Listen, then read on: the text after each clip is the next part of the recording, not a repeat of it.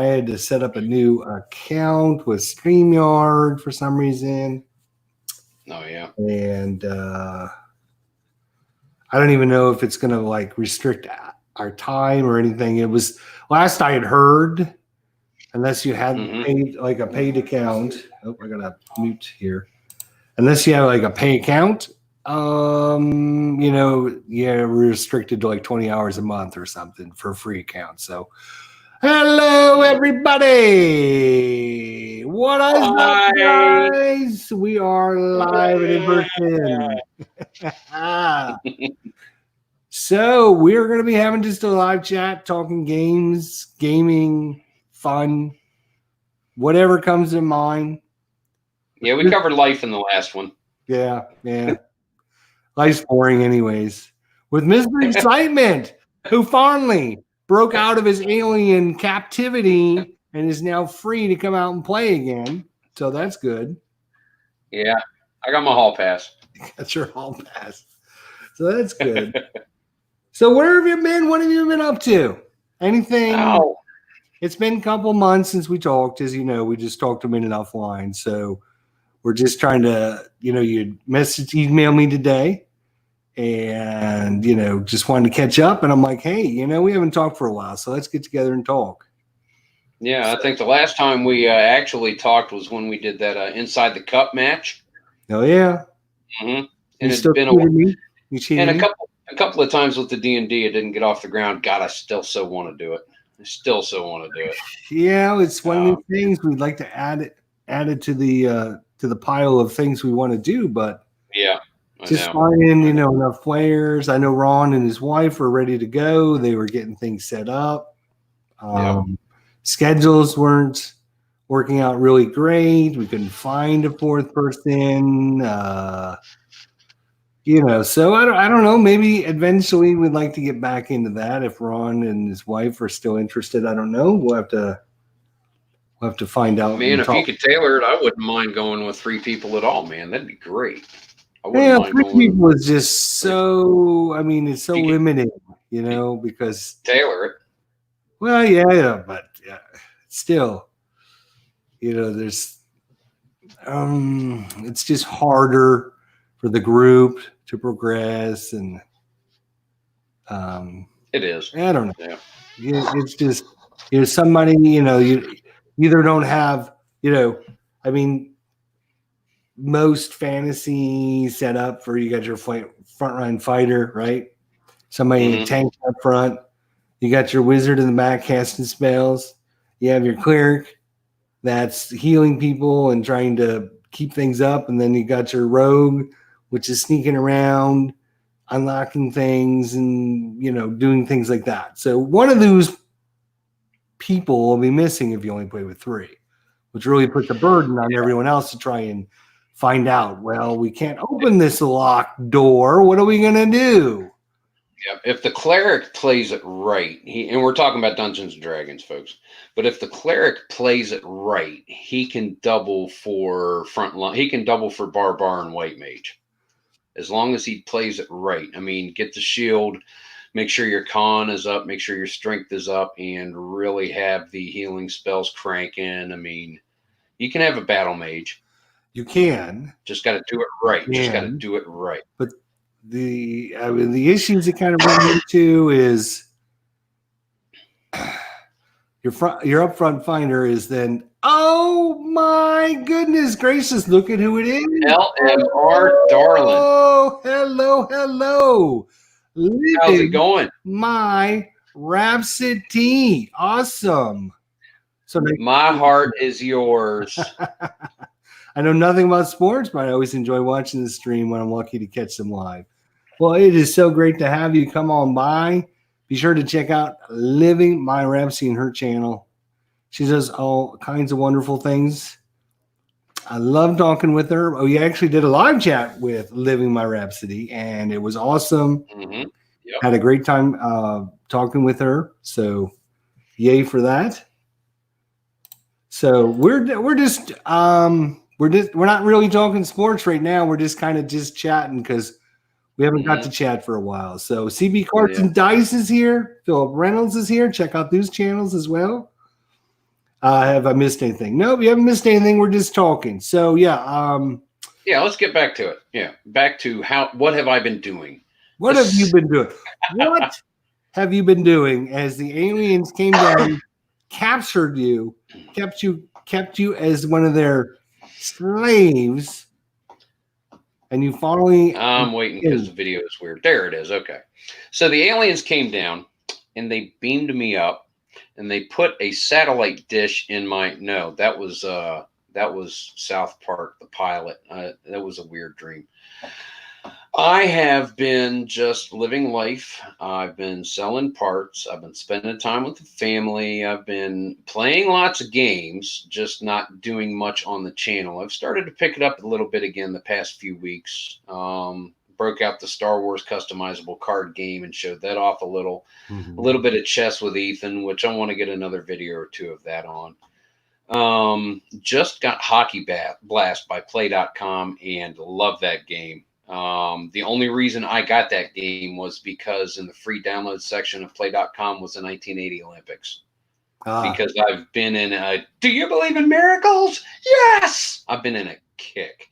You've been in it. So I've learned how to play the game, and I just started the first 2 games of the qualifying rounds on that. So I'm going to go through the 1980 Olympics and play that. I haven't been doing much on the channel. A lot through last year. One instance, I wanted to play APBA baseball one evening. I got to make a video. I don't want to make a video. I got to make a video. I don't want to make a video. I argued with myself for an hour. When I finally decided to let myself off the hook, I didn't have to make a video. Boom, I got right up and played. I realized that I was at a place mentally last year where having to make a video was making me not play games. So I just decided I'm not going to make videos for a while, and I've been playing games, rolling dice, just having a fun time, trying to keep up with everybody best as I can. I mean, not so much as if I have the channel really up and running and going full speed or anything, but I've been letting people know that there's a heartbeat here in Lower Slower, Delaware. So things have been really good. Things have been very good. Had a good holiday, spent time with everybody, and our weather has been weird. Our weather has been about 2 months ahead of normal because we were cold in November and December instead of January and February. We were windy in January instead of March, and February showers are bringing March flowers. It's been weird. Wow, yeah, that is weird. Yeah, but no, everything's really been good. It has. It has. I when you talk about that, I do a lot of stuff on my channel, all kinds of stuff, Dungeons and Dragons, which we were talking about. We've done, recently I was playing Path of Exile, Warframe, sports games. It just, for me, doing the sports stuff all the time is really good, but then I kind of get to the point where it's like, I don't enjoy it as much, so I have to take a break. It's just not as, it's everything just, the setup, the procedure, the recording, and keeping track of stats and doing everything you need to do. For a while it was fun. It's great and everything is interesting, but then after a while it gets to be a drag. You're not enjoying it anymore. So that's why usually I play lots of different games because that way I don't get bored of one game. I got very small attention span. What'd you say? I'm sorry. What'd you say? Yeah. Huh? So, wait a minute. Wait, hold on. I got a phone call. The Dame Judi Dench? I'm so honored. I'm in the middle of an interview. Can you please hold? You were saying. Lily White Rhapsody is here, guys. I can't believe it. We're going to try and get her back on and do another live chat because it's been a while since I talked with her as well. Tribe Fan 79. Al Red Sox fan Philip Reynolds. How you guys doing? Todd B, another Buckeye in the house. Todd and Tribe. Okay. That was perfect. That's right. I'll buy the Coke this time. Coca-Cola, Al. I figured, since we hadn't talked in a while, we should try and get you on at least. Let everyone know what's going on with your channel, what you've been up to, my channel, what's going on with me. So we got a lot to talk about, a lot to catch up on. we started this whole conversation talking about our Dungeons and Dragons adventure, which I think Living My Rhapsody would be really good at doing. I don't know if we can convince her to do it, but I think that might be something she would be really good at. I'm just saying. Here we go. Living My Rhapsody. This is it. Dungeons and Dragons. You get together with people you know or you want to get to know. You, with the help of experienced players, create the character that you want to tell a story of, and then you make a little page that has the rules for how you play that character. They're minor rules. And then as we tell the story in the world created by IDJ or whoever the dungeon master is, you just tell the dungeon master what you want your character to do, and he finds the rule that best fits the coolest way for you to do it. That's it. There really is. I mean, there's nothing more to it than that. Knowing the rules helps. Knowing the rules helps later. Yeah. It helps later. It helps. You don't need to know it up. If you're into story, if you like creating a story, which Living My Rhapsody is a published author, as we all know when we talked with her. And she's actually, I don't know if she's produced her, I know she was writing her second book. I don't know if it's been finalized yet. Why don't you let us know in the chat what's going on with that? If you've completed book number 2, completing one book, I would love to be an inspiring author. I've started many stories. Mm-hmm. I get to about third page and I like, this is way too much work, way too much work. I can't even imagine how much work goes into pushing one book, let alone 2 books. Wow. So I full credit to anyone that can do that. That is just amazing. Before it gets too far up the chat, because I don't have the YouTube popped up, Al, I did get the files for the cards for the Olympics for Stratomatic, but it's something weird with the way it formatted, unzipping it at work, and it popped some of the stats down onto the following page, so it messed it up at work. So I've got better unzipping stuff here at home, so I'm give it a try and see if I can do something better with it here. Thomas Wallace, go blue, whatever. You can troll all you want. You're not going to hurt my feelings. There's more about it. Welcome everybody. You can make it. I'm glad we have a nice turnout, so that's really good to see. So I know baseball season is coming up. I know you're a sports aficionado. I know we didn't do we had a bunch of preview shows last year with different of our friends of the channel, and everyone made their predictions and such. And I can't remember. There was somebody that predicted Washington was going to beat the Astros in the World Series. Do you remember who that was? I don't recall, but I have a sneaking suspicion that it might have been you. Was it you? I'm just saying, if y'all listen to me a little bit more, you might know something. I'm just saying. So we're gonna start that up probably in the next week or 2. I don't want to do it too early yet because yes, there's still spring training for another few weeks. You got injuries, things that come up. People make their predictions now, and then all of a sudden their star pitcher goes down.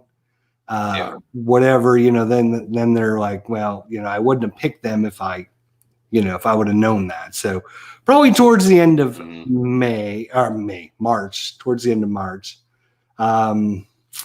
So we're going to be doing that. Like to get our Dungeons and Dragons going back up now. I just know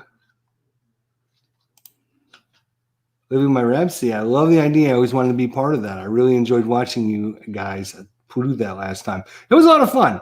I mean, as long as you come in with the right mindset, that you're there to have fun and just experience a story and create a story with other people. Yeah. If that's your goal, then that is you're perfect for that. We talked about, I did some videos on role playing, and things to do and not do and stuff. But it's basically, Dungeons and Dragons when we were youngsters, like in high school, that was kind of the thing, right? It was like just coming into mainstream. Then it took about 20 years. I never played it then, but I had friends that did. I mean, back in the Satanic Panic, my parents were part of the Satanic Panic, so I definitely did not partake in it back then. But my gaming group, we started playing the role-playing game they were creating, and then Dungeons and Dragons came around, and man, I just love it. I got to tell you, I'm a critter. I watch Critical Role. I don't necessarily take it as an example, but I don't watch TV, but Thursday nights, that's my TV show from 10 until I fall asleep, and then I catch up on it Friday and watch the rest. That's my TV show. So I love it. There's probably some people in the chat that don't know what we're talking about. So let's explain it to them. Dungeons Dragons or Critical Role? Critical Role, yeah. Okay. When you mention Critical Role, I mean, a lot of people have heard Dungeons and Dragons or kind of vaguely know about it, but Critical Role, if you're not familiar with Dungeons and Dragons, is a great segue. Go ahead and explain it. Yes, it is. Critical Role was started 7 years ago by a voice actor named Matthew Mercer as a birthday gift for a friend of his, voice actor and director Liam O'Brien. And they had a bunch of their friends come over. And a couple of days later, Liam O'Brien is like, I don't want to be nerdy, but he sent a message to the group. Man, I had fun. I want to do that again. And here we are 7 years later. Their first campaign went 5 years. They played at home for 3 years before they finally decided to start, before they were approached by a YouTube channel, Geek and Sundry, who said, let's do this. And they're like, who wants to watch us play Dungeons and Dragons for 4 hours? Now they've got over 6,000 people viewing them every Thursday night. And it's just a bunch of nerdy-ass voice actors who sit around and play Dungeons and Dragons. The DM is Matthew Mercer. He did the voice of Luke Skywalker in Battlefront 2. Laura Bailey, she's done a whole bunch of voices. Most of you would recognize if you IMDb'd her.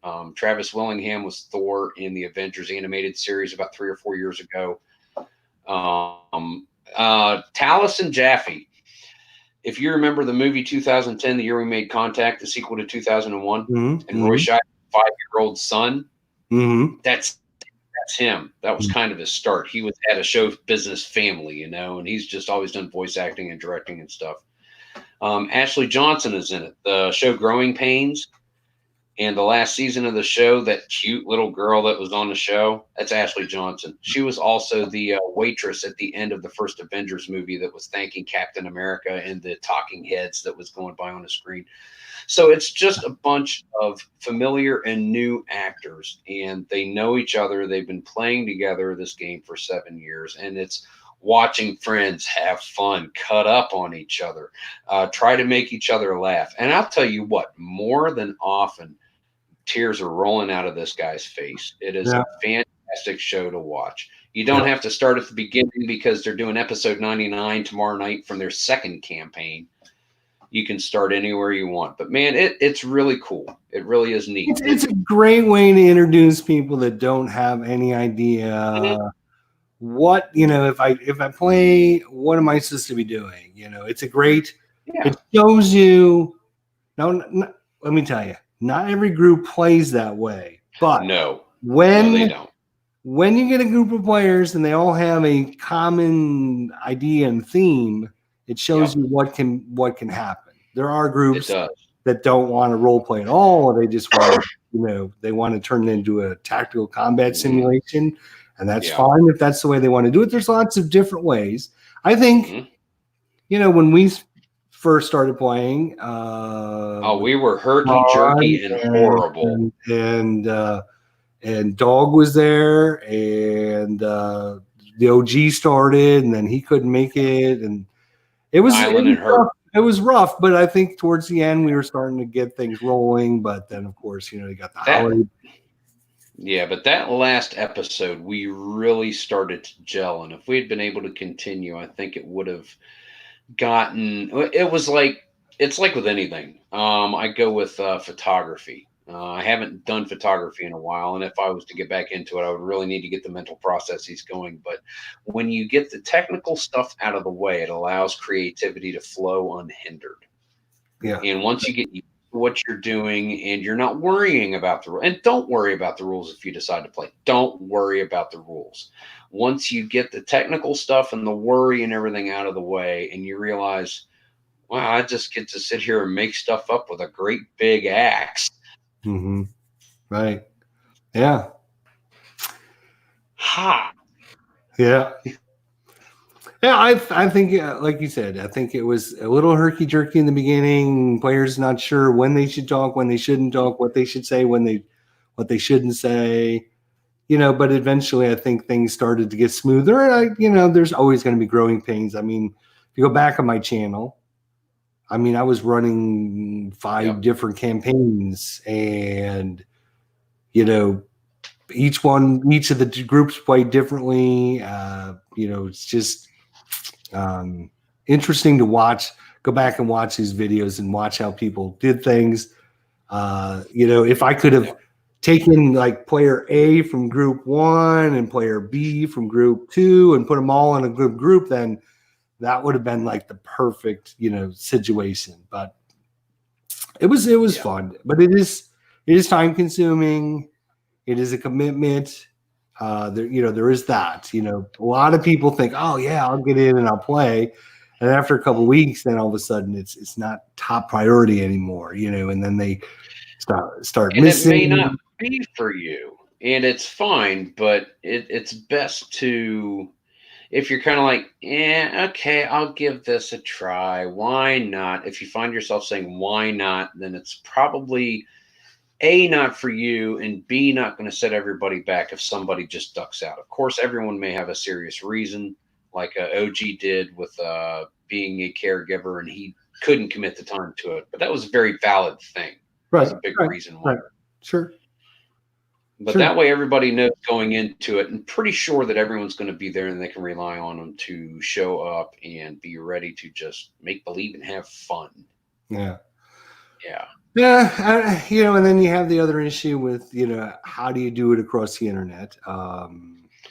It's always tough. We use Fantasy Grounds, which was, a program. And it does take some getting used to and some finagling to understand how everything works. We did some practice sessions offline just in how things operate, and it took a couple sessions, but after a while, it started to get better. Yeah. So anyways, I think, oh, look, Living My Rhapsody, when you have your next campaign in mind, please message me. I'd love to be part of it. Well, we got that in writing now, so she can't go back on it. I'd love her to be a part of it too. I think it would be so fantastic. I really do. I think there's a lot of people, as we talked about when we first started this. Mm-hmm. Living My Rhapsody, she kind of does her own thing on her channel, but a lot of what she does, talking about story and the characters and character development, that really meshes well with Dungeons and Dragons. The other thing that meshes really well with Dungeons and Dragons is when you're recreating a sporting event on your channel and you're broadcasting it out to everyone and you're telling everyone what's going on, who's doing what, and how things are happening. That is basically playing Dungeons and Dragons with baseball players or football players. It's basically the same thing that you're doing. And I think there's a lot of people. When you can roll a die and you can look at a card and say, Kaline hits a hard one on the left side, Quebec gets it over. He gets Richardson at second. He makes the pivot over to first to get Kaline. Double play for the Yankees, and it's going to end the inning. We go to the bottom of the fourth, and the Yanks are up 3-1. I mean, you're putting it in somebody's mind, and you're describing an event of what's happening, which is basically what you're doing is, as a player, you're telling the DM what your character's thinking and doing, and it's just the DM is then reacting to what you're doing or what you're saying. So, I mean, we will definitely definitely would love to have her. I think she'd be great.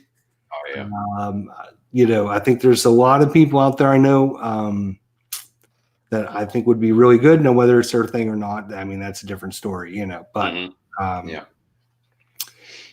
So I think it would be fun to get back into, and Yes, it would. Yes, just once a month. Like I think even if that's all we do, that it wouldn't have to be a weekly thing. Once a month would be once fine. a month or twice.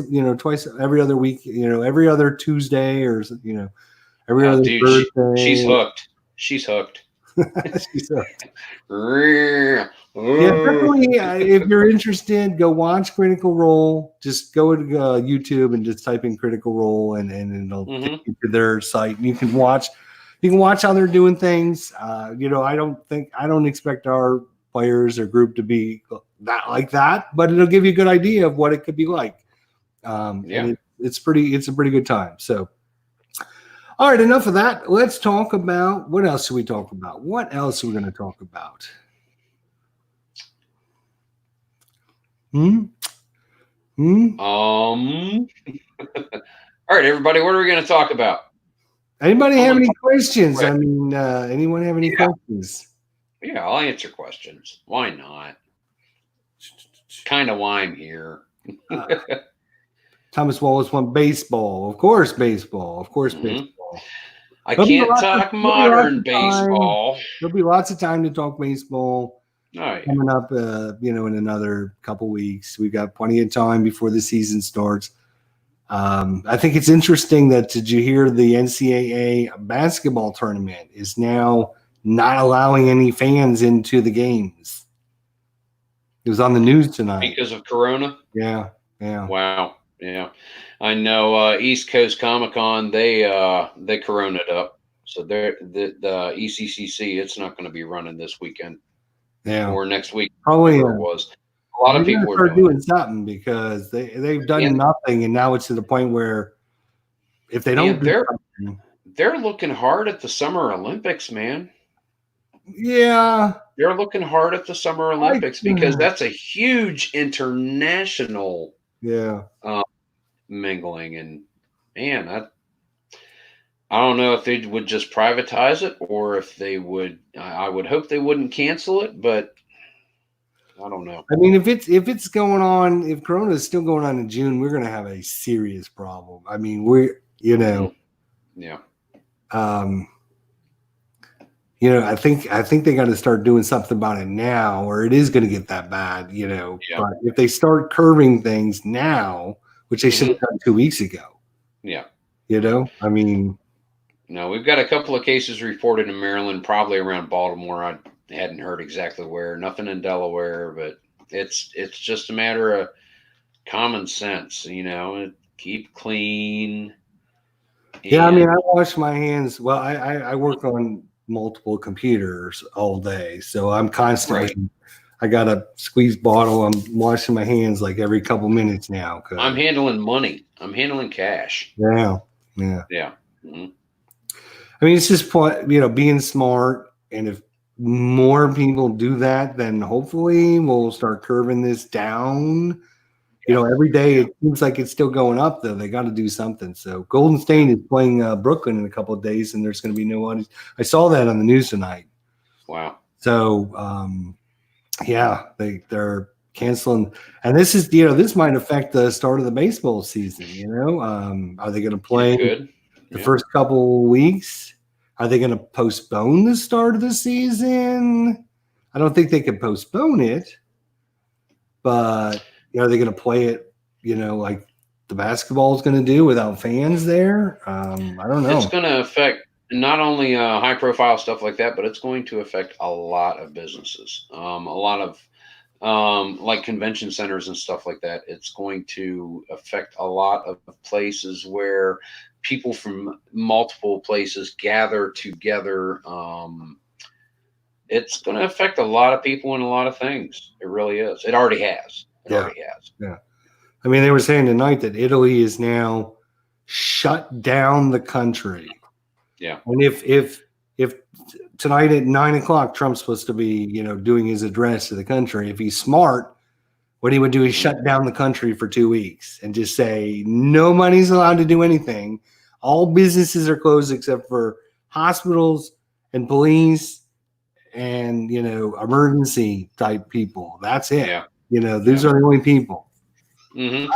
I mean, yeah, it's a drastic measure, but I mean, but if it stops it, if it gets it to where, I mean, I don't know any of the I'm not familiar with any of the particulars about the coronavirus. I don't know what kind of incubation period it has, how quickly it spreads from person to person. So I don't know what would be required into really zeroing in on this thing and stopping it in its tracks. But if something can be done, it probably should be done now instead of when it really, really is an issue, you know? right. No, I mean, he says it's going to kill the economy, but here's my point. We've already had 2 weeks where people are stopping to do things. If we do this for another month, so you've gone a month and a half where people are stopping to go out and do things, is that going to be any worse killing the economy than just shutting it down for 2 weeks? Yeah, better to do it now than later. I mean, yeah. I mean, better to recover from here than to recover from down here. Yeah, I mean, you know, it could be going another 2 months with nobody being able to go anywhere or do anything. So is it better to just shut it down, you know, and just and we all start to death. That's okay. I got my money man right here, Marvin. He'll take care of me. We're all going to starve to death. Oh my god. So yeah, any new board games? Have you played any new? I know you're going on the board game store. You tried anything new or tried? I've got a game from GMT Games called it's downstairs. War on Terror, and it's a card-driven game. I haven't really got into it yet, but I'm trying to figure it out. It's supposed to be suitable for solo. It really looks more like a 2-player game, but I need to sit down and figure it out. Yeah, it was originally designed as a 2-player game. Then they added the solo component afterwards. Yeah, solo mechanics. And I think from the people that I've talked to says it takes a couple games solo to get the flow of things going, understanding how things work, and most of those do. They have another one called Cataclysm: A Second World War, and it starts, depending on what scenario you do, it starts in 1933, and it's not only gets around to combat, but it's also the diplomacy. It takes so many things from the 7 powers, and it's a long game. It's anywhere from 4 to 10 hours, and I have not played a short game of it yet, but it's a fun game. I really love it. I enjoy it. And I saw that the War on Terror was coming to Steam on any day. I know they had been talking about that. So, yeah, that's coming to a computer. So yeah, so it should have been out February 27th, but it was delayed. So, yeah. Uncle Ron, Mark plays. This is not pre-recorded. Hi. No, not pre-recorded. Sorry. We're live. That's right. I did some fantasy book reviews at the end of last year. I watched a couple of those, yeah. And that was, being a fantasy guy, it's there's some really, really good things. I don't know if I showed everyone. I did an unboxing of them. I might have to.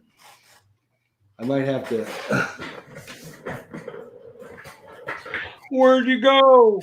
Where'd you go? He's gone. He's never coming back. Well, anyway, this is IDJESTER's duly appointed representative, and we're going to start talking about cheese curdling. Because I said so. All right, so this might be right up Living My Rhapsody. I know we've been giving her a lot of love, but this might be right up her alley. So, Robert Jordan, Wheel of Time. Book 1. There's 15 books in the series. Each of them about 800 pages. The reason it might be up her alley because they did the Game of Thrones. Yeah. And based on the RRJ What's his name? J.R.R. Martin or whatever his name is. Tolkien. Now they're doing the Wheel of Time series on. And so if you're into fantasy, epic fantasy, you might want to start reading these now to catch up. So when the series comes out on TV, and I just shut my monitor off with my book. That was cool. We can still see you. You're good. Man, I can't see you guys though. Oh man. Maybe it'll come back. Maybe. Yes, it's back. All right. He's back. So Living My Repsy says, oh my God, yes, I've heard so many good things about this series. So yeah. Wheel of Time, book 1 is The Eye of the World. Robert Jordan. There we go. Mm-hmm. So, like I said, there's 15 mammoth books in this series. Wow. And, That's big. This book here, this is 702 pages. Yeah. And they're pretty much all about that. So if you don't know much about the series, there are videos out there where people talk about it. It is gonna be the next Game of Thrones. I'm telling you guys now, it's gonna be the next Game of Thrones. So just remember I said that. So when it happens, you guys can say Jester tried to let everyone know ahead of time. Just like Washington and Houston, whatever. Yeah. I can't remember who predicted that World Series last year. It was you, Swami, if I know it. I'm just saying. So anyways, really good series. It is a commitment, obviously, being 15 books, which is over, I think it's like almost 10,000 pages. Wow. So it is a pretty big commitment, but Mm-hmm. the series will be coming. So, I mean, if you want to get the books started now, now's your chance to jump on before the series starts. So, yep. I wish I would predict the lotto ball numbers for me. I could. The problem is, what are you going to do with the money? You can't go out and spend it, right? Right? Oh, IDJ.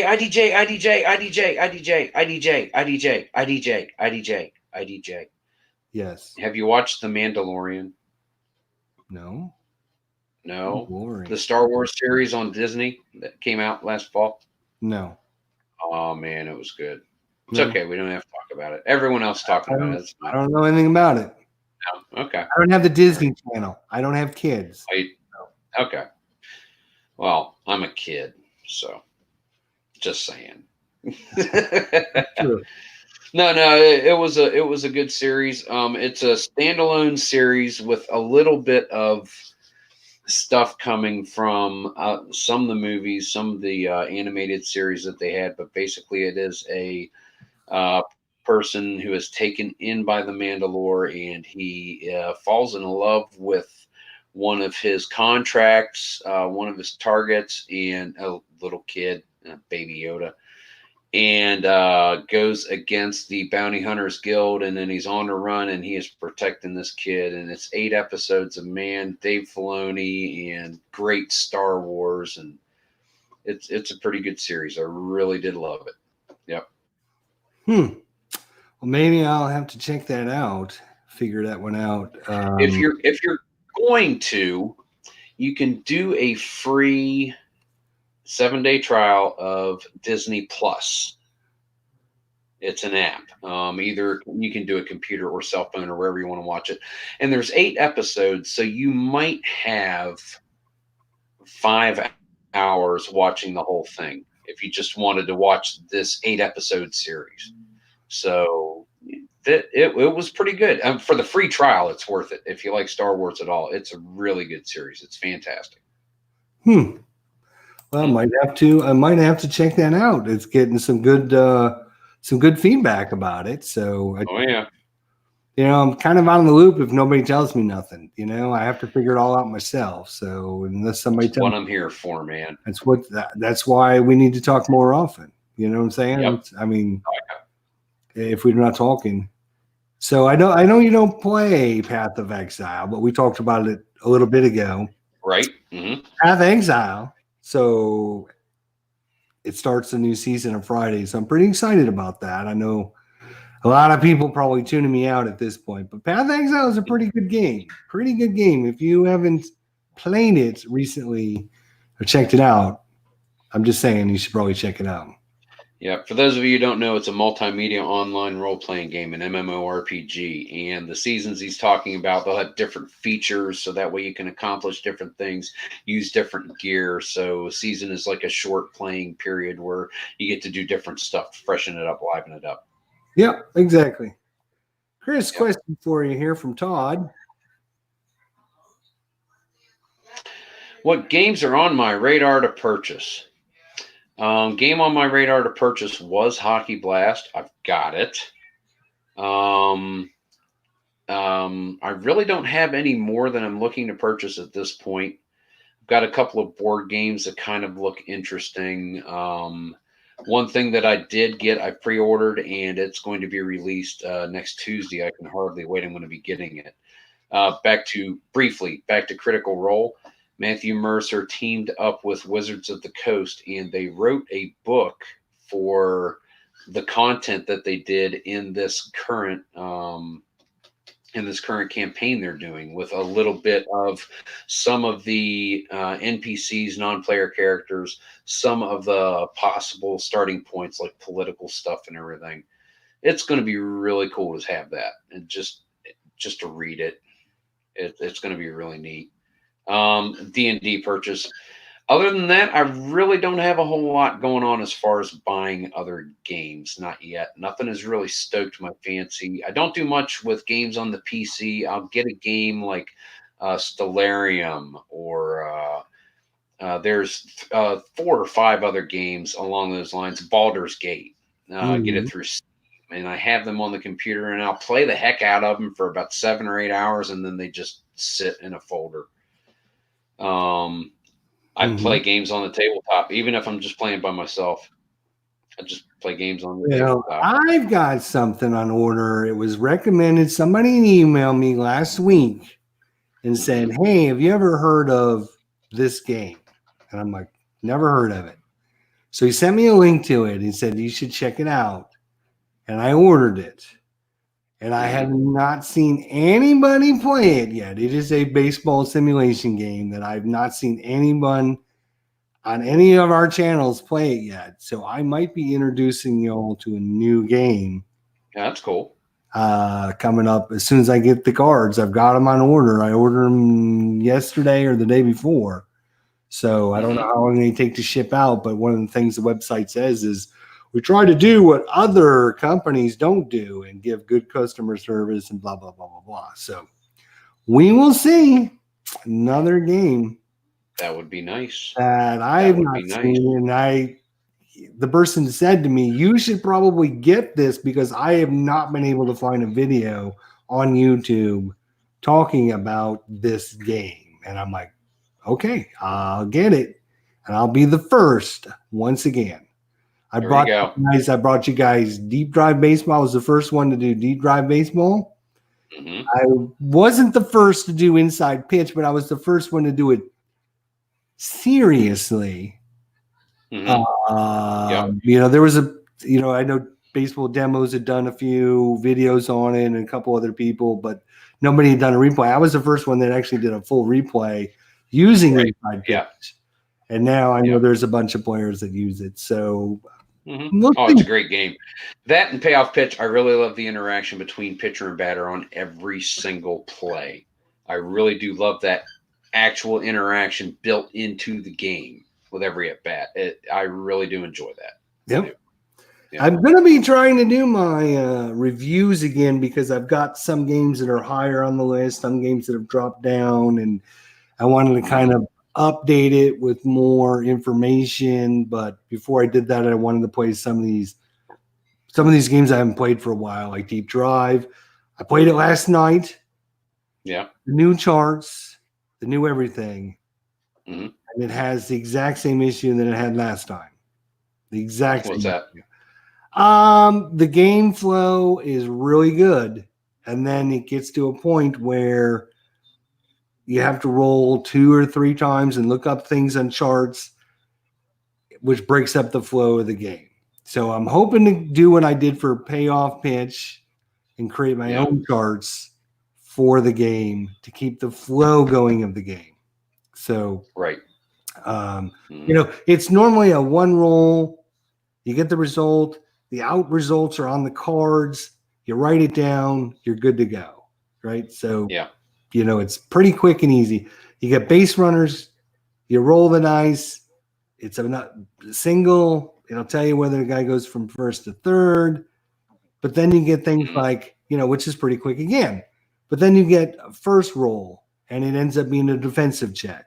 And then you roll again on the defensive chart, and the defensive chart broken down into range plays and errors. And all the range plays are on there. But if you roll an error check, then you got to go to a different chart. Yeah. So you're rolling 3 times to get to the error chart, and then you got to roll again on the error chart. And it's just, 4 rolls to get an error check. And, 95% of the time, it's not an error, so you don't get that many errors. So you're rolling 4 times to slow down the speed of the game. So I don't like the way these were designed.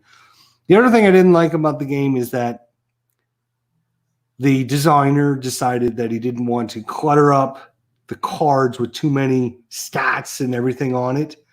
So if you're normal runner or a normal thrower or whatever, you don't have that stat. It's just a blank on that spot. Huh. Okay. I'll show you what I'm talking about. So like Austin Barnes here. Oops. It's under his run box there. It's blank, right? Oh, so okay. Average. So, but then when you find someone that's like, oh, here's Corey Senior, he's got the run rating in there, which is an F. He's fast. Yep. So he's fast, right? Here's another one that's fast, slow, whatever. So unless you're not normal, right? Yeah. If you're normal, you don't have a stat on your card. Right. So you got at least a third of the cards where it doesn't have that. Right. And if you're not used to it yet, you're like, well, what does this mean? Right. Exactly. And then, for like the pitchers, it said in the rule book to take the run rating or the steal rating and then subtract the throw rating of the pitcher. Right. And so you look at where's the hold rating for Rich Hill. Right. So you're looking all over his card. Where is it? It's not there. It's nowhere to be seen. What about coming right up, Chicano? Keep going, IDJ. There's another one. Nothing there, right? So, oh wait, here's one, and it's actually listed there where it says hold -10. See it? Yep. Okay. See that? So unless you're actually got a rating that's not normal, then you get it on your card. Otherwise, you get you just have a blank there. It's not listed on your card, and it drives me absolutely insane. Okay, we've got a question in the chat. Chicano Azteca is asking about 1960 and 1979. These are my baseball seasons that I have up here. I've got a couple of Stratomatic seasons here, and then the ones right behind me are Strat. These are APBA right in through here. I've got some more payoff pitch, inside pitch. I've got Stratomatic hockey, football, basketball, APBA football, Fury football from Play.com, Bowl Bound, the old Avalon Hill game, Dice Nuts golf. Downstairs, I've got Red, White, and Blue Racing and Hockey Blast from Play.com. I've just got a bunch of sports games up here. And as much as I've got up here, I've got this many more board games downstairs. I've got Axis and Allies. I've got the Dark Tower. I have games. Catan, Stone Age. I love board games, and I got games all over the place. So that's what that is. The secrets are Bill Mazeroski and Willie Stargell. That's the answer right there. That's it. Bill Mazeroski and Willie Stargell. So besides the Hockey Blast, which you did a great job on some great tutorials, and I've been saying this for a long time, okay? Not a fan of any of the Play.com games, all right? That's just me personally. Nothing wrong with the game. I know there's a ton of people that like them. And I've asked people to convince me to buy the games, but nothing they say makes me want to buy the game. It's like Pine Tar Baseball, which is, one of those games that came out of the blue. People were like, oh, you got to check this out, check this out. And I was not really into it. And I've seen Al, Red Sox fan, play it. I've seen Kurt Berglund talk about it. Yeah. But yet, nothing they have said makes me want to buy the game. So I mean, if you're the salesman for Play.com, how would you convince someone like me? Here's my issue, and this is the issue I have with the Play.com games and Pine Tar are the exact same. Okay. Yeah. The reason I don't like those games is I don't like a game that has a gimmick associated with it. Right? So for me, the Pine Tar gimmick is I'm rolling 3 dice, but I'm only using like 2 of the dice. Whether it's even, you're rolling a dice to see, do you use the red and the white dice or you use the blue and the white dice? For me, that's like a cheap gimmick. Why am I doing that? If I'm good, just roll the dice and get the result on the card. So for me, that's a gimmick. For me, Play.com's gimmick is instead of actually giving you stats and numbers and things you can relate to, we're just going to call it, skill or desire or whatever instead of that. So that's Play.com's gimmick type thing. And so for those 2 games, I don't like games with gimmicks. So I'm just not into trying either one of those games. So what would you, how do you understand my issue? Well, now that you understand my issue. Yeah, you can do replays. You can do the whole thing with them. I heard Ron and Dave on Digital to Dice talking, and Ron great podcast, by the way. Dave Gardner and Uncle Ron, Retro Sports Network, Digital to Dice. Check it out. Get it where all your wonderful podcasts can be obtained. And Ron referred to it as a tweener game.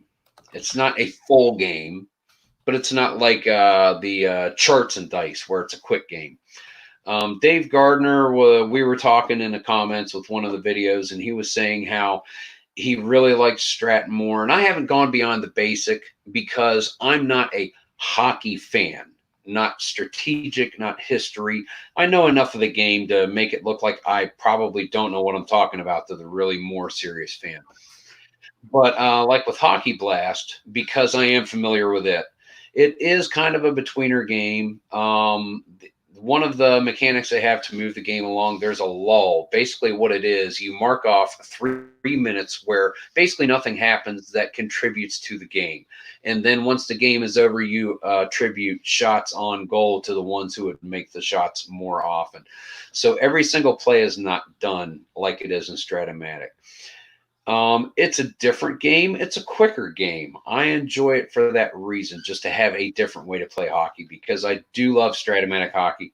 I've never played APBA hockey, any others that may be out there, but I'm really enjoying Hockey Blast. It's not quite, it's not the same. It is different. Red, White, and Blue Racing. I had another racing game where I was at Dover Downs, and I went through qualifying, and I went through the first 9 of 25 turns for the race, and I was at the 5-hour mark. So Red, White, and Blue Racing, I can sit and I can blast through a race in a little over an hour. No, I'm not making a roll for every lap. No, I'm making a roll for every 5 laps. No, I'm not rolling for every single driver on every single turn. But cars move forward, cars drop back. You get in accidents. Some get collected. Some move to the back of the pack. Some can't make it. You get into the pits. Someone's moving ahead. Someone's moving back. Someone gets in the front with a performance chip. It is really tough to knock them off the top if they're on their race. It's not a thorough game, but it's a fun, cool, little quick game. It really is. I mean, I have my complete games. I have my project games. I have my replay games. And I found a couple of really cool side games that I enjoy as well. And I'm going to tell you that's what the 2 that I've played are. I'm not familiar with second season football. I'm not familiar with History Maker baseball. I'm not familiar with History Maker golf, the lacrosse blast. One I am looking forward to, and it's going to be coming along in the next few months, hopefully by the end of the year. It's something that they're working on, and it's going to be the same thing. I've got Stratomatic basketball, and it takes 2.5 hours to play a game. It's thorough. It's very detailed as far as statistics and strategies and everything. But they're going to come out with a basketball, like hoopla is what they're going to be calling it. And it really, Ron, take care. See you, Uncle Ron. And it really looks like it's going to be a fun, short game. And I'm really looking forward to getting it. So it is when I don't want to sit down for 3 hours and maybe I get home from work, I've had dinner, dishes are done. I got an hour and a half before something else I might want to do. Put a game on the table and roll some dice. Yeah. Yep. So that's what it is for me. Yeah. They are fun games. I love them. They're fantastic, but that's what they are. Yeah, for me, I hate to invest in something I'm not going to like in the long run. But that money can be put to something you already enjoy and make it better. Right. You and I were talking about that last year when we did our interview, and that's why it took so long to try even just red, white, and blue racing, because why would I get a game I wasn't sure of with a high price point when I could just spend more money on something I already had that I knew I was going to enjoy? Yeah, I mean, I've seen Al, like I said, I've seen Al play the Pine Tar, and it looks fine. I've seen, several people play the play.com games, and they look fine. It's just, for me, there's something that's like, I would order it and I would have this feeling of, yeah, I'm not feeling it, and then I'm like, oh, I just wasted all my money buying this game. So it's just, people are like, well, you should just buy a Pine Tar and try it for yourself. And I'm like, I could, but it's just, why would I want to do that when I just don't have for me, it's like, I own like 16 baseball games, and I enjoy playing them all. As much as I rag on Stratomatic, I still play Stratomatic. It's not the game, guys. Not the game that's the issue. Yep. I don't know how many times I got to say that. And I agree. I got to say it again. I get messages literally every day about how I hate Stratomatic, and I'm a jerk and I'm an idiot and I don't know what I'm talking about. Hey, you're a jerk. You're an idiot. You don't know what you're talking about. Yeah, I get that. I say, go watch my other videos where I explain all the details. I don't want to have to explain the details in every single video. Yep. And me and you have a special history with Stratomatic. Mm-hmm. Because of that order that you had placed that got shipped to me. Mm-hmm. And therein is the rub for me, not you, Stratomatic. Therein is the rub for me, because I went on, when I discovered my mistake, I went on to FedEx, and I had the tracking number, and I got so far to the point where I was able to change the shipping destination. I was just going to change it and have it shipped to me, no problem. This is before I got up with you, and then the next window said, sorry, you are not the shipper of this product. Only the shipper can change the address. Okay. 1-800 is a Stratomatic customer service. Hey, this order, I know it's totally my fault. I was the one who put this in here with the wrong address, but could you go on to FedEx real quick with the tracking number and just change the shipping destination to the one that's on my account that I ordered it on? Oh, no, we can't do that, sir. And after around about 3 or 4 times, I was like, so let me get this straight. You are not willing to even lift a finger to do what I have seen can be done in 3 minutes. Oh, no, we can't do anything about that, sir. All right, no problem. See ya. So, I mean, I still enjoy Stratomatic. Honestly, I'm not getting new Stratomatic stuff. I've got other games that I'm getting new. I still play and enjoy the ones I have, but I don't need to go any further.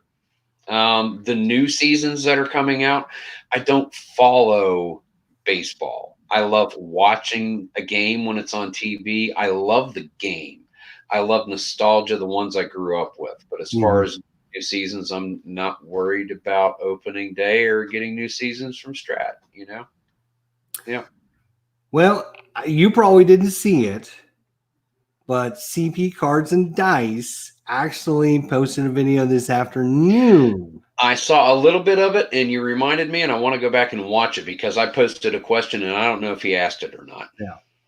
Yeah. Where he actually calls Strat customer service and asks them why they don't have the 1970s series at all, and why they can't actually keep that, produced, or why they're not actually producing that anymore. Yeah. And it's quite interesting. Now, of course, he's just talking to the lady up front on the phone, who probably doesn't know as much as what's going on in the company. She's just a,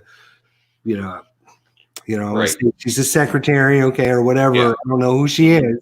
She's just a lady answering the phone, so she already doesn't know all the workings and what's in the pipeline and everything like that. But interesting, because after he gets off the phone, he talks about his visit to actually Stratomatic, where he talks about the empty warehouse that he goes through, and they're, when they're on the phone with them, like, well, we don't have room, sir, to store all these different seasons.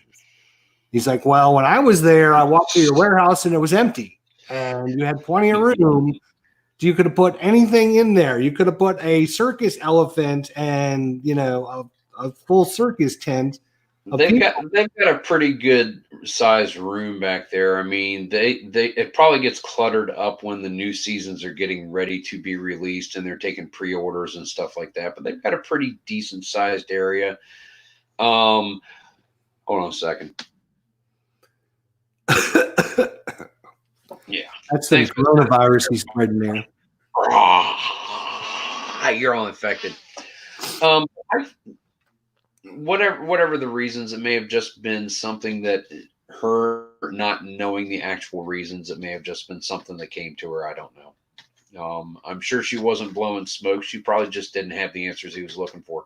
Because when I saw that he was doing that, I was like, I would love rather to get up with somebody who is kind of in the know, set a time, send them some questions I want to ask so they can have answers prepared, and do a little 10-minute over the phone thing. That would be kind of cool. Rather than bring something on them, let them know the questions I want to ask, see if they'd be willing to answer those questions, and then they'll be able to prepare them, and they would have my assurances that I wouldn't throw any curveballs in there. I'm not going to hang a slider on them. I'm going to throw straight. And I would love to interview anyone. I've asked them for years. Anyone that works at Stratomatic and wants to come talk to me, email me, idjesterlive@gmail.com. Feel free. I don't care. APBA chatter. I don't care who you are.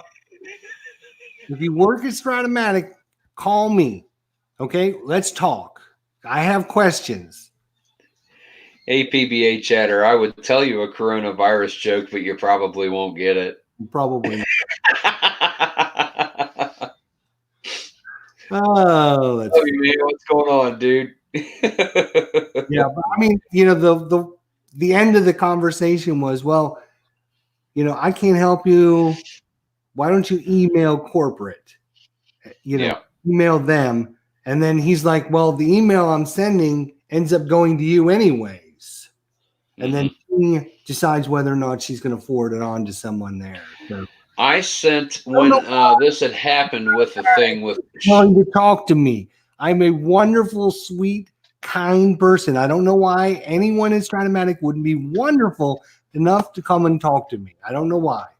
Yeah, I actually went so far as to send a privately addressed letter to Hal in care of Stratomatic.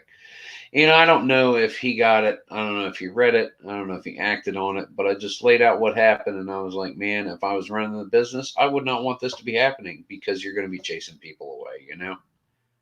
So I don't know if anything ever came of it. It doesn't really matter. I said my piece and Yeah. I enjoy the game. Where It's I'm a at. great game. Whether you want to support the company or not, totally up to you. I mean, it plays great. It's a fantastic game. It really is. Yeah, I'm kind of at the point now where I've said my piece, and I'm at the point now where they were talking about it, and somebody, I think it was CP Card and Dice live stream yesterday. They were talking about Strat and this and that, and I'm like, I already said my piece. I cannot beat a dead horse anymore. If you're not listening to me, don't listen to me. But that's fine. You do what you want. Everyone can do what they want, anyways. Yeah. Just telling you, you're supporting a company that doesn't support you. If that's fine with you, then fine. You do whatever you want to do. That's fine. Doesn't matter to me. So,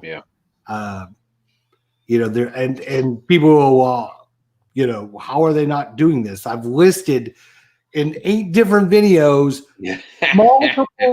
multiple things showing you X, Y, and Z. But if you choose not to listen to me, that's fine. I forget who predicted the World Series winner last year in March. I forget. It was you. It was you. I have to get it out this year. So, anyways, Strat is a good game. It's a good game. Yes, it is. The game plays good. The game plays fun. Even the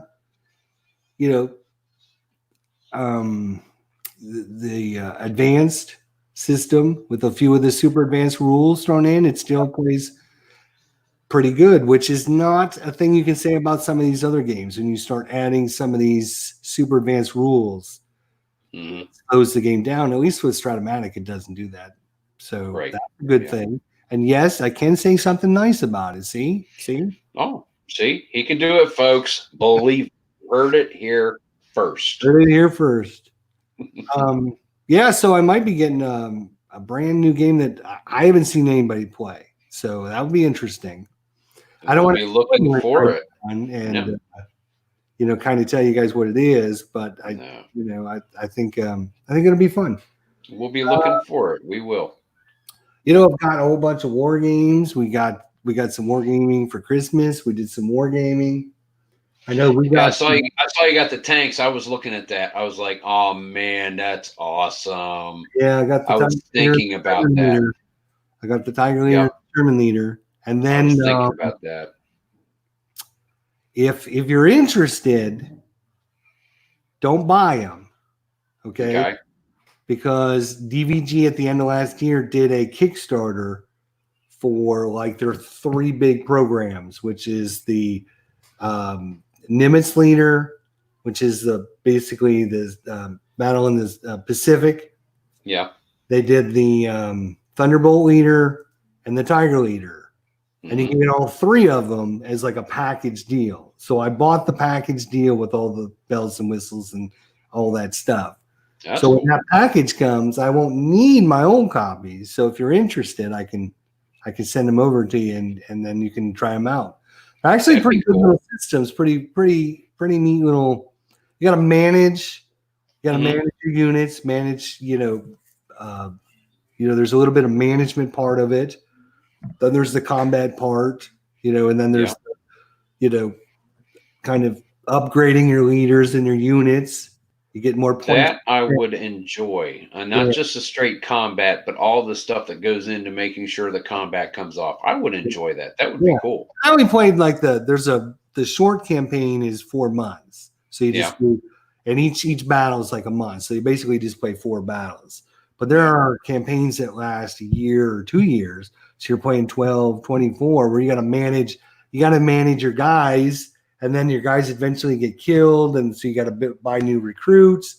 And each of your units has special abilities and powers. So then you got to oh no, this leader died and he was giving me a +2 to my, close attacks. So now I've got to recruit this green guy who doesn't have any experience. So then you got to manage who am I gonna put with, how am I gonna put with that unit? So it's a lot of He's fun. good with the crew. He doesn't have a tactical strength, but he's good with the crew kind of thing. Yeah. So that'd be neat. Yeah, absolutely, man. Definitely. It's a lot of good. DVG creates a lot of really good single player war games. And that's how I play most of mine. That's how I play most of them. Yeah. So if you're into single player, you like war games, definitely check out DVG and some of their gaming systems and stuff. Or check out Rough Swordsman Wargamer. So he's a British guy that came to one of my live streams, and I met him, or I didn't meet him, but we talked and conversed, and then so I did a live chat with him, and he's a great guy. He lives in England, and so we got to talk wargaming and stuff. So we did an interview with him, and he was a lot of fun. But he does a lot of solo wargaming, and so he introduces a lot of these games. So check out Rough Swordsman Wargamer is his YouTube channel. Check it out. So I want to give him some props. I want to write that down real quick, so hold on a second. Or you can link to him through my channel as well. He's one of he's on one of my Swordsman Wargamer. Okay, yeah, I'll check him out. Swordsman Wargamer. He does a really good job. He's newer. Just started in the last, 6 months doing YouTube videos, and he's getting better at doing his stuff, and he'll actually play through a scenario and talk about what he's doing, and just a great guy all around. So cool. I'll check him out, man. Definitely. There's a lot of really good, nice people. I mean, like you, myself, and you, that we just came across one another one day on the internet, and who would have thought? Yep. It was a marriage made in heaven or something. Yeah, and people just hit it off, like me, you, Al, Phil, Ron. Everybody else in the group, CP, Tony, Anthony, Bleacher Bums, Apichatter, Steve, everybody. It just, it's a great community we have, and it's so awesome to be a part of it. And I'm so thankful and grateful for all the experiences I've taken away from it. I really am. Some great people on it. An English guy from England. Yep, that was my quote. That was my quote of the day. He was an English guy from England. I wonder what they speak over there. I think it's French. It's got to be French. Could be. Yeah.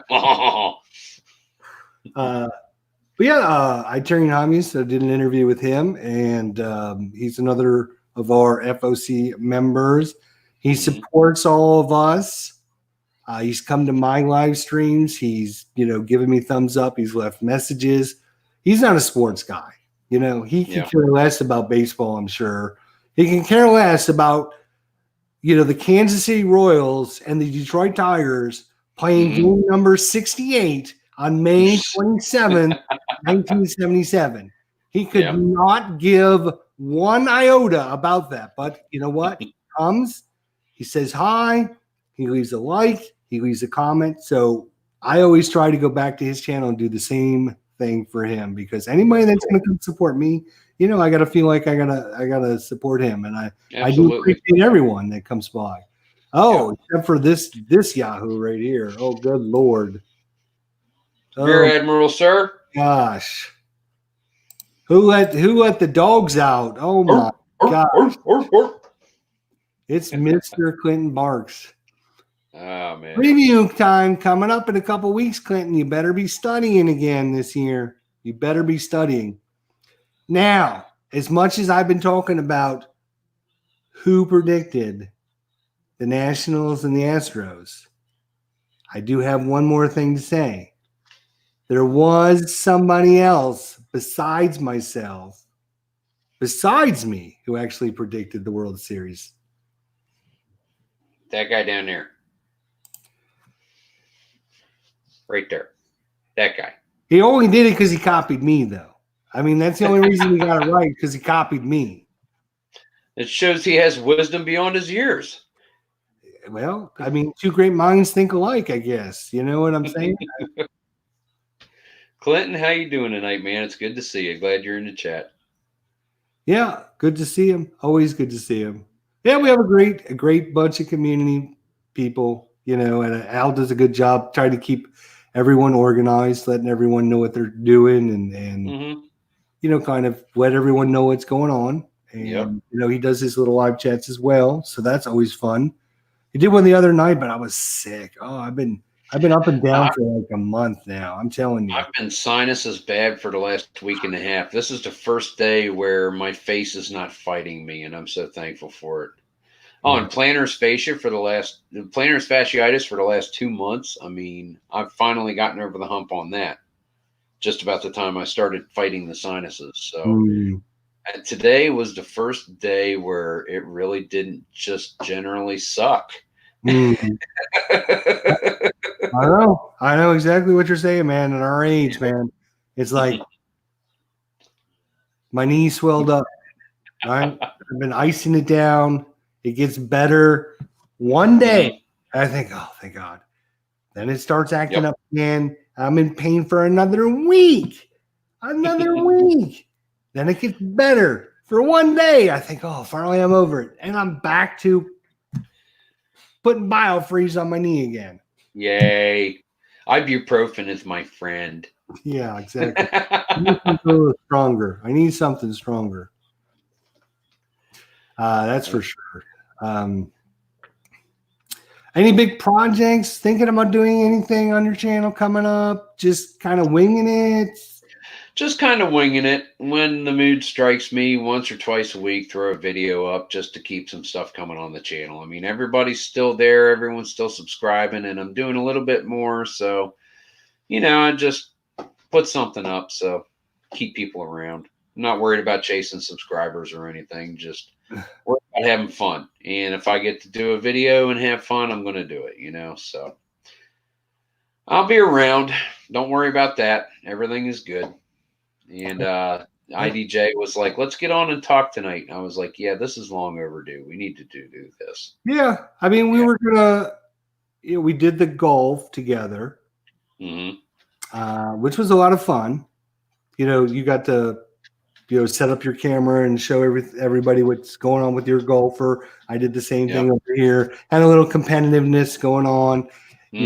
At the end, even though I was ahead the whole damn thing until the end, that's just like when Rob, exclamation point, did his yearly NASCAR Friends of the Channel where we all got our own race all car. I was winning the last game, the last race of the season to the last lap, and then someone passed me.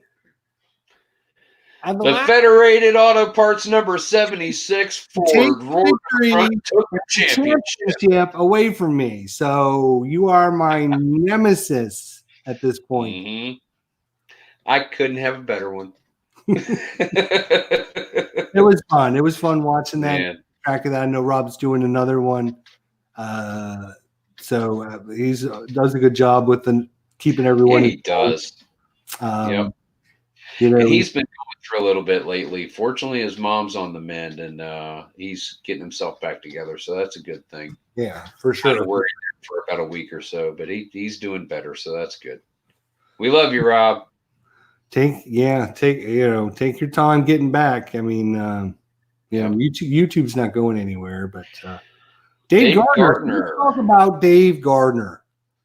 I was talking about Dave Gardner and Ron, and I was talking about Dave Gardner. We plugged the podcast because we were talking about Hockey Blast, and I was talking about what I think of it and threw Dave's opinion into it. So, yeah. Oh, and Rob is live right now. But yeah, we talked a little bit about Hockey Blast and everything. So yeah, Dave got a little bit of shout out earlier on. Astros Reefer, what's going on, man? If any of you heard of ballpark baseball? No, I have not. Oh, good Lord, it could take me a while. I think he has. The one who predicted the World Series in 2017, just in case he hasn't said it lately. Within the last few minutes.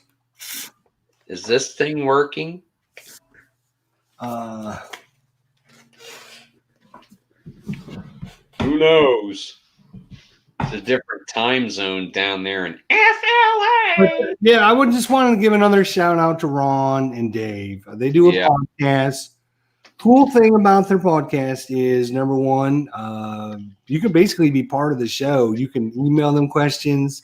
They have a website. They got a Twitter page. They got all kinds of places that you can contact them, ask them questions, bring up topics for them to talk about. They're always reviewing what people had talked about from the last show.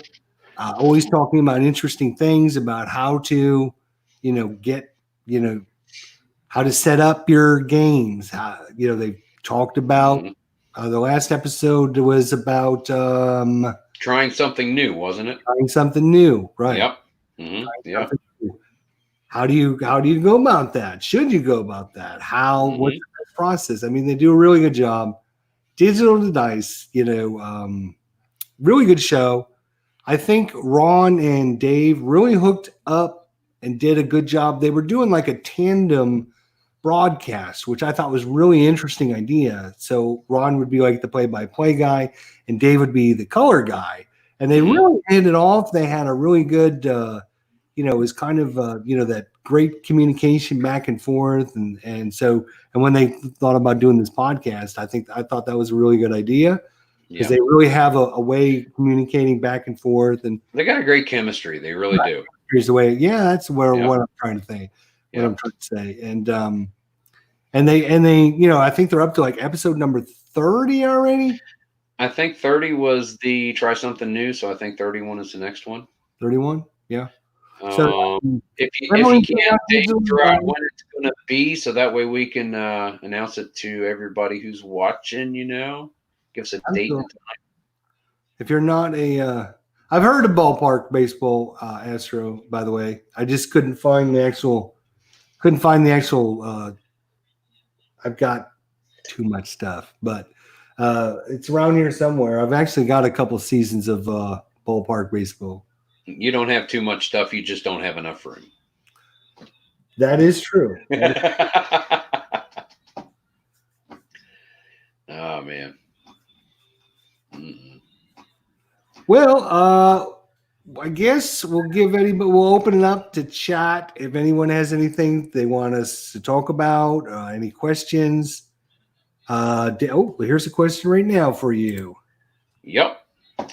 And we talked about that. And Dave, I really took into thought what you and Ron had said. Ron referring to it as a tweener game, and you saying that you really like Strat more. And they have different places for me because I've got Strat, and I'm not a hockey fan, not statistics, not history. I enjoy the way that the game plays. I'll watch Olympic hockey as the day is long. And I got Stratomatic Hockey to try it, and it plays great. Man, the fast action cards keep that game just moving. And for that reason, that's why I really liked it. It's a very fast-paced game. Gary Peterson, what's going on? And for Hockey Blast, it is a different game.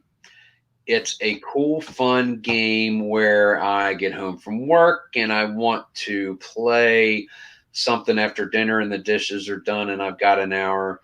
I can put a game on the table and I can play a game of hockey if I want to. Yes, Strat has great flow because, as you mentioned, and you're totally right about it, Dave, that you know where the play is coming from. You know that the pass is coming from the left wing, that the center is taking it. You know that he's being checked by the right defenseman. You know what players are doing what as they're doing it, rather than in Hockey Blast rolling for a play. You have assist, shot. You count up shot power and take the shot. Momentum, it doesn't confuse me in the game. What momentum is, it's a mechanic that allows a team to do a little bit better for shot power in certain instances. It doesn't confuse me. The worst part about momentum is remembering to do it. Because it's one of those side things that you've got to – repetition is the key to insanity. And I haven't gone insane with Hockey Blast yet, but I'm working on it. But momentum, not only when to start momentum, but when momentum comes to an end, taking it away. And I'll be sitting there and I'll be playing 3 or 4 or 5 minutes later, and I'll look down at the table and that little red pawn is still there. And I'm like, oh, crap, that doesn't belong there anymore, and move it out of the way. Right. Just keep it track of this. Yeah. Yeah. Two totally different games that play totally differently that I both enjoy in different ways. I really do. Yep. You ever played the APA hockey? No. Never played APA hockey. APA baseball I have. APA football I grew up with and cut my teeth on as far as tabletop sports gaming, and I've gotten it again. Not the current edition. I still have the shingles like I showed you in our last episode, the great big shingle of doghouse with. And I tried APA golf. Plays really long. APA basketball plays really long. I have saddle racing, kind of a copy of it. Never tried the hockey. Hockey plays long. Let me tell you. Yeah, it plays long. It takes me an hour a period to play it because I was doing a series. I started off. I was like, well, I'm going to try Strat. I tried that. I got frustrated and mad, so I switched over to APA. Then I went back to Strat. Then I tried Everyday Hockey Player or something like that. I've not found a decent. The Strat's probably the best just because it's the easy-ish, kind of the easiest. With the basic results on the cards. You need to have one of two things. If you got a big enough table where you can put all the player cards out, the game would flow a lot faster. Right. Okay? You need a big space.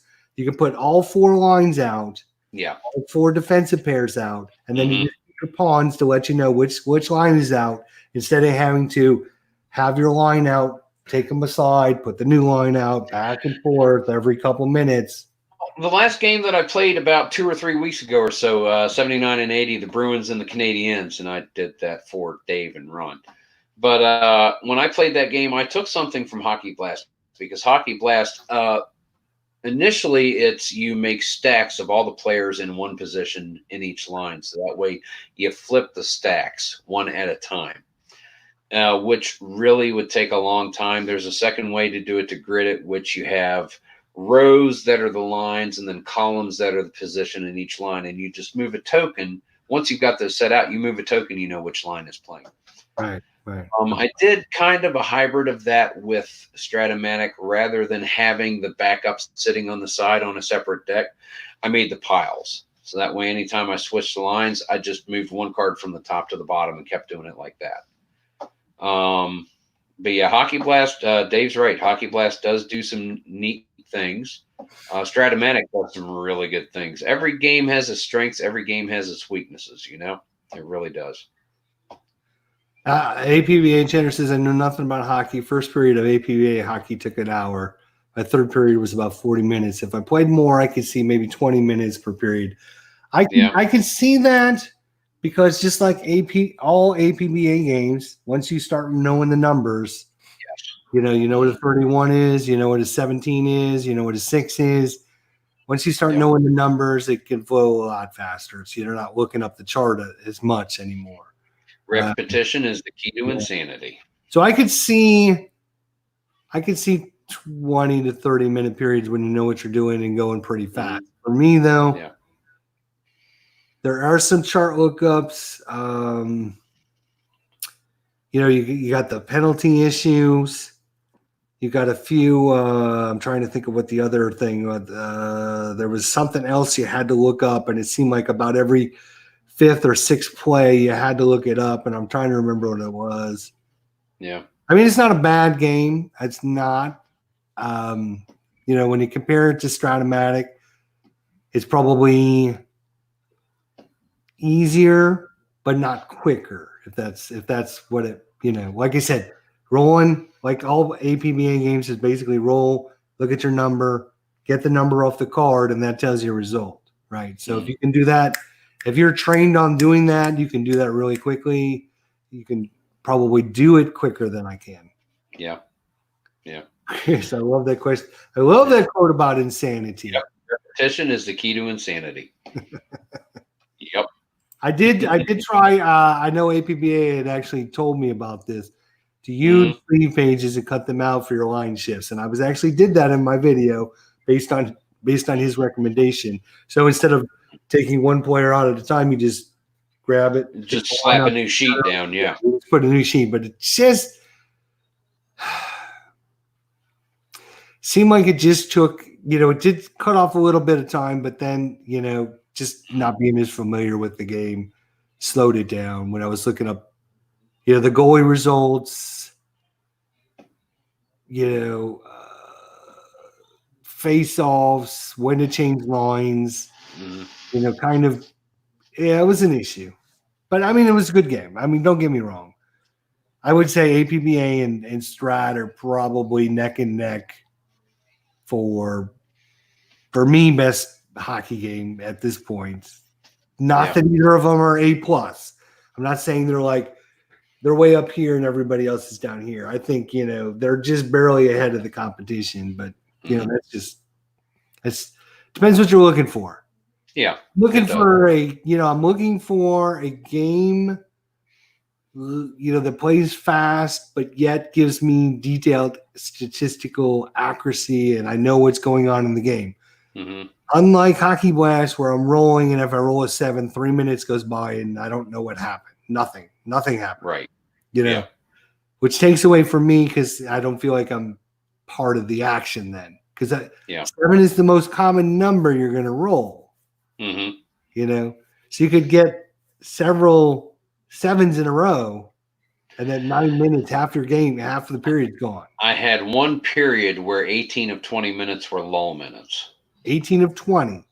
18 of 20. Only one. Generally, I'll get 3 lulls per period, 2 or 3 lulls, because you figure if you get 2 lulls, that's going to leave you 14 minutes. That's 2 out of 16, which is only 12%. That's just under your 16.7, which is rolling a 7 on 2d6. Right. So 2 to 3 lulls per period is about an average. And if you only have 2 lulls in a period, those 14 plays can really, really have a lot of action to make up for that. It can. Yeah. I think the lulls help because then the game goes quicker, right? So parts of it. You got this balancing act. The more complexity you put into it, the more stats, the more charts, the more everything, the longer it's going to take. So you got this fine balance. Hockey, I've been telling you guys this for years. Hockey is the hardest game to simulate because of all the players switching in and out. And I don't have a problem with the lulls too much. Dave Gardner mentioned that. I don't have that as well. But he also said earlier the penalties are a pain in my rump. I've gotten to the point where I kind of get through it a little quicker than I used to. But I'll sit and what I'll do if there's a penalty, you roll 2d6 to find out what player's involved. If you roll a 7, it's multiple. So if you rolled a 7, now there's 2. Well, if you roll another 7, now there's 3. I had one where there were 5 players involved. When I finally rolled something other than a 7, I was like, okay, that's it. So that's my new homebrew rule. The first time I roll something other than a 7, that's the only player or players involved. Right. But yeah, it was penalty. So it was basically like 3 minors and 2 majors. Oh, wow. And it was figuring out how that was going to stretch over the course of the period. And that kind of slogged it down a little bit. If you roll one penalty and it's a minor, so you got a 2-minute 5-on-4, you just go to the power minutes, roll a play, maybe 2 if there's no power play goal, and then go right back to the normal minutes, Yeah. So it can slog down. And again, the more I play it, the more natural it'll come to me, I'm sure. So Right. Mm-hmm. Played any more Gloomhaven so far? Played any more Gloomhaven? No, that is way too heavy for me, man. That is way too heavy for me. You think? Yeah, it is. It is. It's we had it out. We're playing it. and it's a heavy game, man. Not only in weight, but everything that goes into it. And honestly, and we sat down and we talked about it after we played it, and we were like, if we're gonna do this, we're just gonna break out the character sheets and play Dungeons and Dragons. You know. They have it on Steam now. Have you seen it on Steam? No, I haven't seen it on Steam. Yeah. It's going to be cheaper than the board game, which actually, if anybody would, it's a good game. It's just not my cup of tea. If anybody is interested in purchasing a copy of Gloomhaven, you can find this game online at various retail places for anywhere from $97 to $115. I'll ship it to you for $60. If anybody is interested in getting a copy of Gloomhaven, I will ship it to you for $60. Go over to my channel, Tabletop Sports Delaware. Leave a comment. I'll make a small video so that way there will be something saying that I'm interested in selling it. And if anybody is, let me know, man. I'll get it to you. LMR, glad you can make it. Right there. Love you, girl. Fantastic. Thanks for coming out. Guys, check out her channel. She does a great job. She's wonderful. Yep. Great streamer, great talker, great communicator. Just a soon to be great Dungeons and Dragons player. I'm just saying. Mm-hmm. Would be good. Mm-hmm. Would be good. NBA cancels the rest of the season. We can only hope. I wonder how that's going to affect the start of the baseball season. I don't know. It's going to be coming up, and it's going to be mid crisis for coronavirus. I bet you they're going to at least the first couple of weeks, they're going to be playing games without anybody there. They might. Gonna have to wait and see. Yeah. Which is a bummer. Well, does anybody have any last questions, thoughts, comments, suggestions? We're only going to go an hour. It's already been an hour and 37 minutes, so we'll try anything once. Yeah, exactly. Let us know. We're going to be doing another live stream hopefully soon. The Astros did coronavirus as a distraction. Oh, that's not even funny, man. Because don't rip off my shirt, Chatter. Don't rip off my shirt. I saw 2 spring training games, Clinton. This is a question for me. I went to the Red Sox Orioles game, and I'm telling you what, if you don't know anything about baseball and you just went to that game, you would have said the Orioles are like World Series contenders and the Red Sox are like the worst team in the league. You know, if you didn't know anything about baseball, it wasn't even close.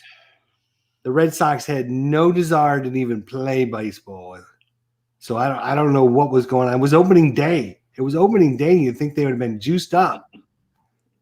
It was not. And I went to the Atlanta Braves taking on the Tampa Bay Rays game. And that was a pretty good competitive, 2 good quality teams. Each team only had like half their starters in. And it was a kind of a back and forth, 1-0 affair until about the 6th inning. Then the Rays got a couple of runs, and then the Braves got a couple runs, but then the Rays got some more runs. So it was like 5-2 at the end. But yeah, I foresee the Rays and the Braves being both good teams this year. Mm-hmm. Bad game. I saw it on YouTube. Yeah. Keep an eye on Tampa Bay, says Clint Barks, man. He's trying to steal all my thunder. But, yeah. I'm telling you what, guys. I'm not giving you my World Series pick because I'm not letting you guys steal it from me. But the Rays are for real. I'm telling you. if they can stay healthy, because they have to, because they're a small market team. If they get a couple injuries, they're done. Yeah. But if they can stay healthy for the whole season, they are going to push the Yankees to the end. I'm telling you. And I would not, I'm saying it first, right here, right now, I would not be surprised if Tampa Bay wins the division this year. It would not surprise me. The Yankees have already got two pitchers that are down. Two pitchers that are down. The Rays, if it's not the Yankees, it's got to be somebody, right? So it's not Boston, it's not going to be Toronto, and it's not Baltimore. At least it's got to be the Rays, right? So do the Rays have enough to outpower the Yankees? Now, the Yankees have got a powerhouse lineup. That is for sure. The Yankees have hundreds. They have over 100 million. They've got a powerhouse team. They're gonna score some runs. That is for sure. They got Garrett Cole now. So whenever every 5 days they're gonna win. Yeah. Okay. It's what happens these other 4 days that matters. If their other pitchers can't step up, Tanaka will be fine, so he should win a good fair share of his games. But I'm telling you what, the Rays have got decent. They started this pitcher. What was the guy's name? Started the game. Toller. It began with a T. Tucker, Toller. I forget the guy's name. I hadn't even heard of him. And he hit the Braves through 6 innings. I'm like, damn, where's this guy come from? Mm-hmm. I had never heard of him. The Rays have got some players, boys. I'm telling you. Keep an eye on Tampa Bay. It'll be nice to see. See if they can keep going with this pitching thing that they've started a couple of years ago and really see if they can dig deep into a season and make it work. You know, like you were saying last year or the year before, whenever it was. I mean, Tampa Bay being a 90-win season. Yeah. I mean, and they pushed the powerhouse Astros to the brink of elimination in Game 5. They were that close to taking on the Yankees to go to the World Series last year. Yeah.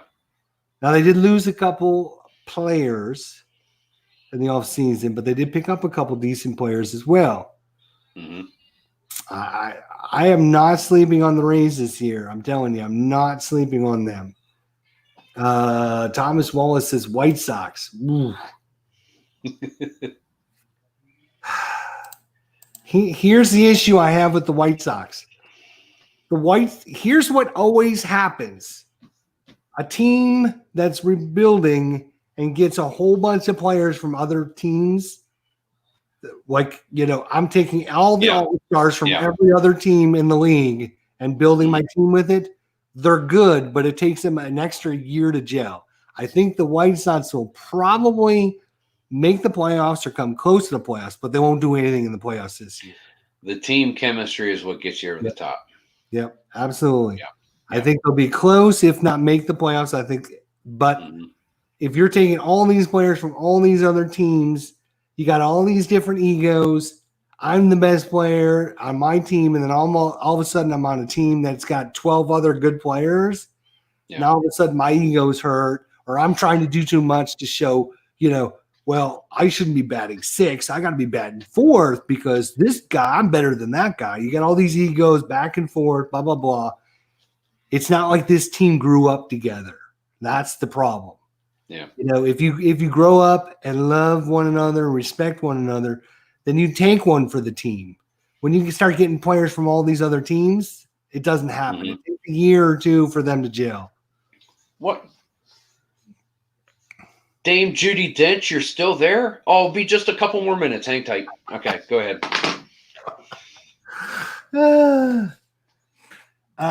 No, it was not Yoshimo Tomogo. I don't have my phone in here, but I probably took a picture of the starting lineup, so I'll have to look and I'll let you know. It was like, what was his? I can't remember his name. He was just a white, lanky guy, and I'm like, damn, they called up somebody from like AAA to start this game. Oh, great. That dude was throwing it, boy. That dude was throwing it.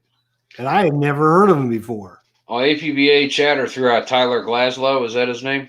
No. No. Okay. Last name began with I think it was a T, his last name.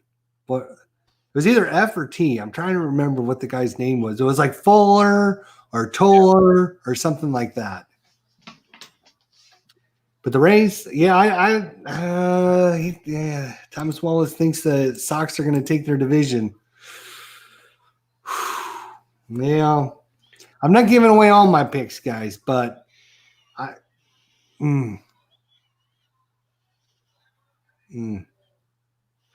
it takes a while for teams to gel when you start getting all these new players. That's why the Buffalo Bills, all right, everyone knows about the Buffalo Bills. They lost 4 consecutive Super Bowls. But that team was the same team except for like one new player every single year. That's what it takes to win championships. It doesn't take where you go out and buy every player from another team and create your own team. It never happens. Yeah. Fleming. It might have been Fleming, Quentin. Might have been Fleming. The National League Central is the only 5-team race this year, says Clinton Parks. Well, I wouldn't call it a 5-team race because I don't think the Marlins are not going to be competitive this year. But I'm telling you what, right now, I'm probably going to be picking a surprise team to win that division. I bet you I'm going to be taking a surprise team to win that division this year. I see the National League. Oh, I'm sorry. You're right. Central Division. My bad. I was thinking he was talking about the East. Sorry. The Central Division, you got the Pirates, Cardinals, Reds, Cubs, and Brewers. That's going to be a dogfight. The Reds, do not sleep on the Reds. I talked about them last year. They were that close to being good, and they had an awesome offseason. The reason they had such a good offseason was because the Cubs did nothing, the Cardinals did nothing but lose players, and Milwaukee did nothing but lose players. And the Reds picked up a whole bunch of good players. The Reds are going to be a player this year. It's going to come down. It's going to come down to those 4 teams battling out deep in September. And then it's going to be just like last year. Who gets hot that last 2 weeks? The Cardinals got hot. They won like 10 in the last 12 games. If it wasn't for that, they wouldn't have won the division. So,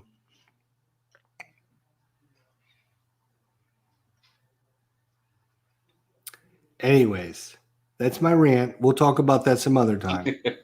We'll have a preview show. We'll have a couple of them where everyone can say their piece live and in person, so it's recorded for the annals of history to show. Anybody else have any last thoughts, comments, questions, suggestions? Yeah, I'm sorry, Ken. I thought you meant National League East because that's the division everyone's talking about. And I just read it really quickly. But yes, I know the Marlins are in the East. Well, thank you for the reminder. Go pick up Eye of the World by Robert Jordan, Book 1, Wheel of Time. Start reading it now. So that when the series comes out, you can be familiar with what the characters, what's going on. And it's going to be the next big thing. I'm telling you, it's, how big Game of Thrones was. This is going to be bigger. I'm telling everyone now. Don't listen to me, but it's going to be bigger than Game of Thrones. I'm telling you. 7-day free trial of the Disney Plus app. Check out The Mandalorian. If you're one of the 3 people that haven't watched it already, it's a fantastic series and well worth it. It really is. Who would not? I'll be telling you. Who would not have seen that? Who? One that predicted the World Series last year. That guy. That guy. That guy. Well, I'll tell you what, it's good to get to talk with you again. We got to do it more often. Let's not make it 3, 4, 5 months anymore. No, you got that right, brother. All right. Great, man. Everyone that came by, Clinton, Gary, Thomas, APMEA Chatter. Oh my God, we got to go back. Of course, our good, lovely friend, Living My Rhapsody. Thank you so much for coming out. Dave Gardner, love his show with, of course, our good friend Retro Sports Network, Ron Juckett. Be sure to go check out these wonderful people, their channel. And the Digital to Dice podcast. Check that out as well. Now, Red Sox fan, thank you for coming out. Todd B, thanks for coming out. Philip Reynolds, Viper Dave, everyone that contributed tonight, I appreciate it. Mark Plays. See if anyone else. I'm sure I missed some names here on the list. I apologize. Stu Replays, thanks for coming out. Chicano Arcaicas, thanks for coming out. I think that's Astro Reefers. Thanks for coming out. Philip Reynolds. Philip, I don't know if I got you or not, but thank you guys. Anyways, I appreciate everyone just coming out, hanging out with us. We're going to do it again. Hopefully soon. We'll get to talk a lot more organized stuff. We'll actually come up with a plan next time. This is kind of a whim thrown together. If he had tonight free, I had tonight free. It's like, well, let's just get together and talk. So hopefully it was a good time for everyone. And it was a good time for me always to talk with my good friend, Tabletop Sports Delaware. And it's always good with my good friend IDJ, man. IDJESTER. I love you, man. I really do. I love you too, man. All you guys. Everyone, take care. See you all next time.